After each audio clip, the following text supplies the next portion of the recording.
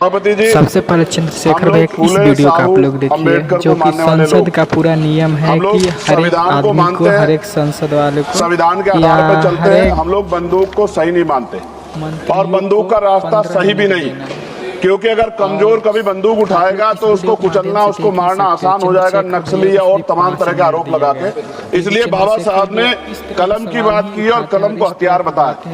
सभापति महोदय, मगर सवाल ये है कि 1947 में जब हम लोग आजाद हुए तो इस देश का जो वंचित वर्ग, SC ST OBC, जब 15 अगस्त को आजादी का सवेरा आ गया तो क्या जल जंगल जमीन में बंटवारा हुआ? उसको उसका हक अधिकार मिला।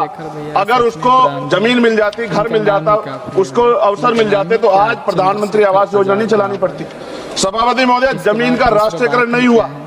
इसलिए मैं बहुत जिम्मेदार हूं, क्योंकि मैं तो वो व्यक्ति हूं जिसके खुद के ऊपर NSA नेशनल सिक्योरिटी एक्ट लगा जब मैं अपने लोगों के लिए लड़ने गया, और 2 अप्रैल 2018 को मेरे जैसे बहुत सारे लोगों पे लगा, क्योंकि हम अपने हक की लड़ाई लड़ रहे थे। सवाल यह है, नक्सलियों के नाम पे क्या आदिवासियों की हत्या स्वीकार्य हो सकती है? हम लोग इसका विरोध करते हैं। हमारा स्टैंड है, हम नक्सलवाद के समर्थक नहीं है, लेकिन आदिवासियों को नक्सली कहकर उनकी हत्या नहीं होनी चाहिए।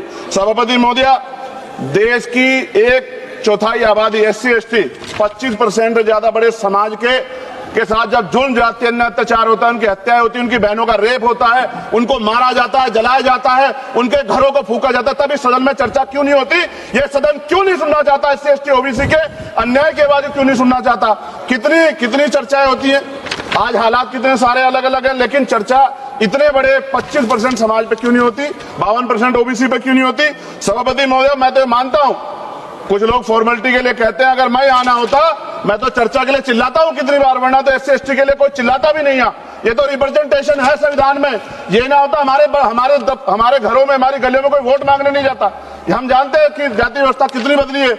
और एक हमारे सज्जन कह रहे थे कि जाति व्यवस्था की वजह से एक दलित ने छोड़ दिया नक्सलवाद को, लेकिन सवाल यह है, बाबा साहब अम्बेडकर ने भी ये धर्म छोड़ा था क्योंकि यहाँ जाति व्यवस्था खाई है, ऊंच नीच का भाव।